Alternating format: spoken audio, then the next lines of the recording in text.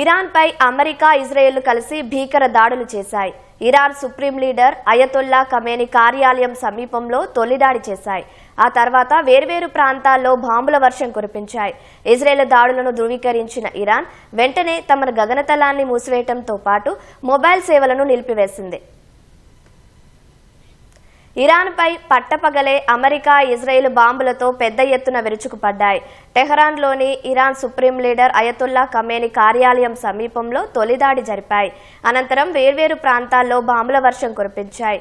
Iran military, ప్రభుత్వ intelligence కార్యాలయాలే లక్ష్యంగా దాడులు చేసినట్లు సమాచారం. బాంబు దాడులతో ఆయా ప్రాంతాల్లో పెద్ద ఎత్తున పొగలు అలుముకున్నాయి. అమెరికా, ఇజ్రాయెల్ దాడులను ఇరాన్ అధికారిక ఛానల్, అంతర్జాతీయ మీడియా ధృవీకరించాయి. దేశవ్యాప్తంగా దాడులు జరిగినట్లు ఇరాన్ మీడియా ప్రకటించింది. అయితే దాడులు జరిగిన సమయంలో ఖమేనీ తన కార్యాలయంలో లేరని సంబంధిత వర్గాలు తెలిపాయి. అప్పటికే ఆయన్ను సురక్షిత ప్రదేశానికి తరలించినట్లు పేర్కొన్నాయి. టెహరాన్ వ్యాప్తంగా పేలుళ్లు జరగడంతో డౌన్ టౌన్ లోని ఖమేనీ కాంపౌండ్ వైపు వెళ్లే రోడ్లను అధికారులు మూసివేశారు. ఈ దాడుల నేపథ్యంలో ఇరాన్ తమ గగనతలాన్ని మూసివేయడంతో పాటు మొబైల్ సేవలను నిలిపివేసింది. టెహరాన్ అంతటా పేలుళ్ల శబ్దాలు వినిపించడంతో పైలట్లకు హెచ్చరిక చేసింది. ఇరాన్ కూడా తమ గగనతలాన్ని మూసివేసింది.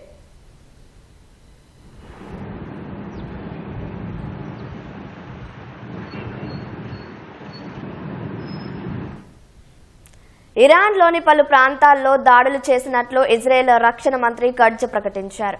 తమ దేశానికి పొంచి ఉన్న ముప్పును తొలగించడానికి ఇరాన్పై ముందస్తు దాడులు జరిపినట్లు ఆయన చెప్పారు. ఈ నేపథ్యంలో దేశవ్యాప్తంగా అత్యవసర పరిస్థితి విధించినట్లు ఇజ్రాయెల్ రక్షణ మంత్రి కట్జ్ తెలిపారు.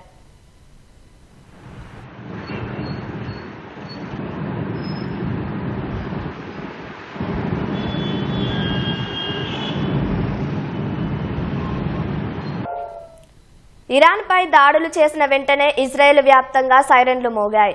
బాంబు షెల్టర్లకు సమీపంలో ఉండాలని ప్రజలకు Israel defence force, home front command సూచించాయి. తాజా పరిస్థితుల దృష్ట్యా అందుబాటులో ఉన్న సురక్షిత ప్రదేశాల్లో తలదాచుకోవాలని, అనవసర ప్రయాణాలు మానుకోవాలని అధికారులు సూచించారు. ప్రతీకార చర్యగా ఇరాన్ కూడా క్షిపణులతో దాడులు జరిపే ప్రమాదం ఉన్నందున ప్రజలను అప్రమత్తం చేయడానికి సైరన్లు మోగించినట్లు ఐడిఎఫ్ తెలిపింది. ప్రస్తుతానికి షెల్టర్లలోకి వెళ్లాల్సిన అవసరం లేదని పేర్కొంది.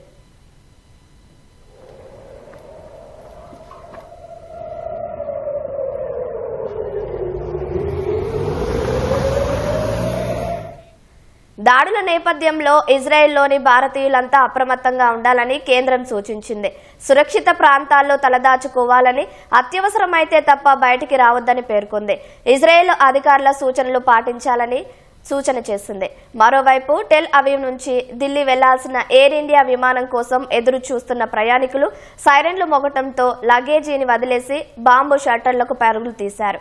తాజా పరిణామాల నేపథ్యంలో రేపటి నుంచి వారం రోజుల పాటు ఈ మార్గంలో విమాన సేవలను నిలిపివేస్తున్నట్లు ఎయిర్ ఇండియా ప్రకటించింది.